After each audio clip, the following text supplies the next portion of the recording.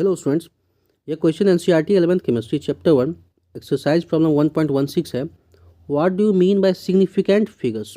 आप significant figures से क्या समझते हैं? सिग्निफिकेंट फिगर्स क्या होता है?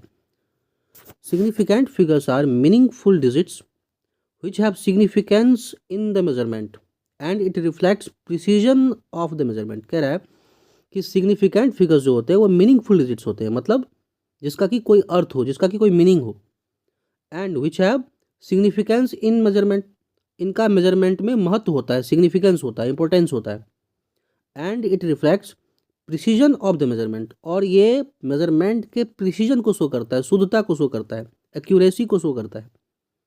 ठीक है, क्या होता है एक्चुअली में, जब हम कोई एक्सपेरिमेंट करते हैं या कोई साइंटिस्ट एक्सपेरिमेंट करता है तो उन्हें डेटा लिखना होता है, तो डेटा को सिग्निफिकेंट फिगर्स के फॉर्म में लिखना बड़ा ज़रूरी होता है, तभी उसका महत्व होगा, तभी वो काम का होगा।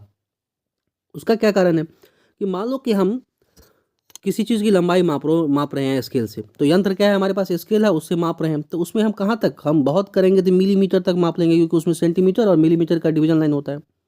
और किसी चीज़ की लंबाई माप लिया हमने, उसकी लंबाई आई 5.2 सेंटीमीटर, मतलब 5 सेंटीमीटर 2 मिलीमीटर, पर क्या हम उसको अपने स्केल से पता कर पाएंगे कि वो एक्चुअल में 5.22 है कि 5.19 है सेंटीमीटर में? नहीं कर सकते हैं, क्योंकि हमारे स्केल की क्षमता है केवल मिलीमीटर तक ही हमें बता पाएगा, और मिलीमीटर के आसपास थोड़ा आगे पीछे भी रहा तो वो हम उसको समझ नहीं पाएंगे।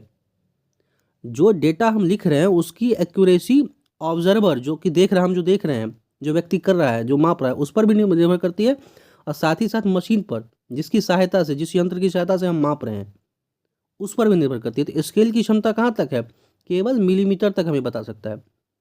तो अब यहाँ जब साइंटिस्ट इसकी डेटा को लिखेंगे तो वो क्या करेंगे, जहाँ तक सर्टेन है, देखो 5 तक सर्टेन है, 5 सेंटीमीटर फिक्स है, बस 2 मिलीमीटर क्या है, अनसर्टेन है, तो वो जब भी लिखेंगे इसका, तो वो लिखेंगे 5.2 सेंटीमीटर। उसका मतलब क्या होगा कि 5 सेंटीमीटर तो फिक्स है, पर 2 जो मिलीमीटर है, वो लास्ट में जो 0.2 सेंटीमीटर है, मतलब 2 मिलीमीटर, वो अनसर्टेन है। वो हो सकता है 1.9 हो, 2.1 हो, 2.22 हो, 0.22 हो, सॉरी, ठीक है ना, या 0.19 हो, तो उसको अप्रॉक्स करेंगे तो 2 ही आ जाएगा। तो ऐसा इसलिए करते हैं, तो जब भी सिग्निफिकेंट फिगर्स लिखना होता है तो साइंटिस्ट हमेशा ये काम करते हैं कि जहाँ तक डिजिट सर्टेन है, जहाँ तक वैल्यू सर्टेन है, वहाँ तक लिखेंगे, अब प्लस लास्ट वाला एक अनसर्टेन डिजिट लिख देंगे, ताकि जो भी रीड करेगा, जो भी पढ़ेगा, वो समझ जाए कि ये जो डेटा है इसमें यहाँ तक ये वैल्यू सर्टेन है और लास्ट वाला अनसर्टेन है। उसके बाद का जो भी वैल्यू आएगा वो सारा का सारा अनसर्टेन ही होगा। अब अगर कोई व्यक्ति उस डेटा को लिख दे कि 5.21111 कुछ सेंटीमीटर, या 5.192257 सेंटीमीटर, कोई मतलब नहीं उसका। हमने जहाँ तक वैल्यू एक्यूरेट था, उसके मतलब जहाँ तक वैल्यू सर्टेन था, और एक अनसर्टेन के बाद बाकी जितने भी अनसर्टेन हैं उनको लिखा, वो वैल्यू सिग्निफिकेंट नहीं रहा, उसका कोई मीनिंग नहीं लिखने का, वो मीनिंगलेस है, इसीलिए उसको नहीं लिखते हैं, केवल जो मीनिंगफुल डिजिट्स है उसको लिखते हैं। यही कारण है कि इसको डिफाइन भी किया गया। तो कैसे किया गया? कहा गया कि ये मीनिंगफुल डिजिट्स होते हैं, जिसका कि कोई मतलब हो लिखने का। अब बिना मतलब का कोई हम डिजिट आगे तक लिखते जा रहे हैं, उसका कोई मतलब नहीं है। तो साइंटिस्ट जब भी लिखते हैं, कोई किसी भी एक्सपेरिमेंट में जो भी डेटा मिलता है या कोई भी लिखते हैं, तो उसको सिग्निफिकेंट फिगर्स के फॉर्म में लिखते हैं। ठीक है, अब इसका हमने देख ही लिया कि 2 पार्ट्स होता है, एक होता है अनसर्टेन, एक होता है सर्टेन। इसी के बारे में लिखा हुआ है, नीचे पढ़िए कि it has 2 parts, one is certain and the second part which contains the last digit is uncertain. तो इसके पास 2 पार्ट्स, इसका क्या होता है, 2 पार्ट्स होता है। एक क्या होता है, वन इज सर्टेन, एक सर्टेन होता है, ठीक है, और लास्ट डिजिट जो होता है, second part which contains the last digit, second part जो होता है वो लास्ट डिजिट कंटेन करता है, जो कि अनसर्टेन होता है। ठीक है, दस the uncertainty is indicated by writing the certain digits and the last uncertain digits.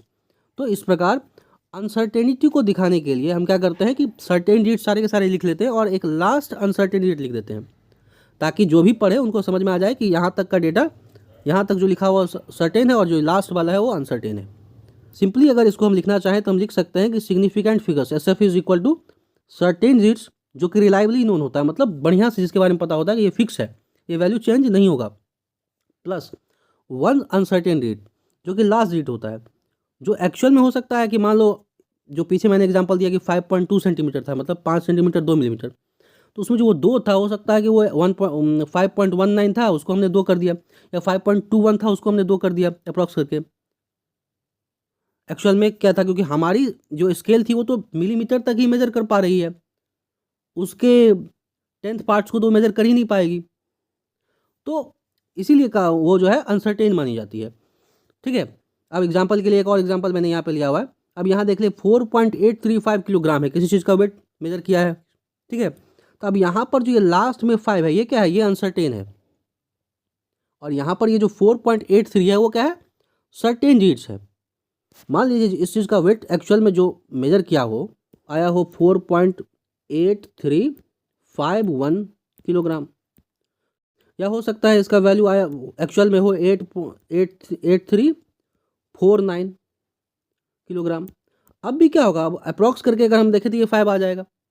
जिस मशीन से हम मेजर कर रहे हैं हो सकता है कि वो ग्राम तक ही मेजर कर पा रहा हो, यहाँ तक मेजर करेगा तो वो तो अप्रॉक्स करके क्या दिखाएगा, 5 ही दिखाएगा, 51 है तो, या 49 है तो उसको 5 ही दिखाएगा। वो ग्राम तक ही मेजर कर पा रहा है ना, ये ग्राम का ही ना वैल्यू, ये किलोग्राम है। तो ये डिपेंड करता है, इसलिए मैंने कहा कि कोई भी डेटा जो लिखी जाती है ना, वो मशीन उसकी अपनी की एफिशिएंसी होती है कि वो कहाँ तक मेजर कर पाएगा, और जो कर रहा है ऑब्जर्वर है उसको उसकी भी एफिशिएंसी पर डिपेंड करता है। ठीक है, तो डेटा को रिलायबल, डेटा को एक्यूरेट, प्रिसाइज बनाने के लिए हम क्या करते हैं, सिग्निफिकेंट फिगर्स के फॉर्म में लिखते हैं, मीनिंगफुल डिजिट्स के फॉर्म में लिखते हैं। यही कारण है कि सिग्निफिकेंट फिगर्स को हिंदी में सार्थक अंक भी कहा गया। सार्थक अंक बोलते हैं इसको। सार्थक अंक का मतलब जिसका अर्थ हो, कोई जिसका कोई महत्व हो, जिसका कोई मतलब हो। अब इसी वैल्यू को हम लिख दें कि हमें आया डिजिटल बैलेंस में कि 4.835 किलोग्राम, तो हमें पता है कि 5 जो है अनसर्टेन है। अब हम क्या करें, इसको लिख 5.835111112 लिख दें, इतना किलोग्राम। क्या मतलब है उसका, क्या वो बाकी का जो 112 जो भी लिखे हैं वो सर्टेन है, सारे के सारे अनसर्टेन है। तो उसको लिखे नहीं लिखे कोई नहीं है, उसका कोई मीनिंग नहीं लिखने का, क्यों लिखें उसको। यही कारण है कि केवल जिन डिजिट्स का मीनिंग हो, जिन अंकों का मीनिंग हो वहीं तक लिखते हैं, जिसको लिखने का कोई माने हो, कोई मतलब हो, महत्व हो। आई थिंक आप लोगों को समझ में आया होगा। Thank you.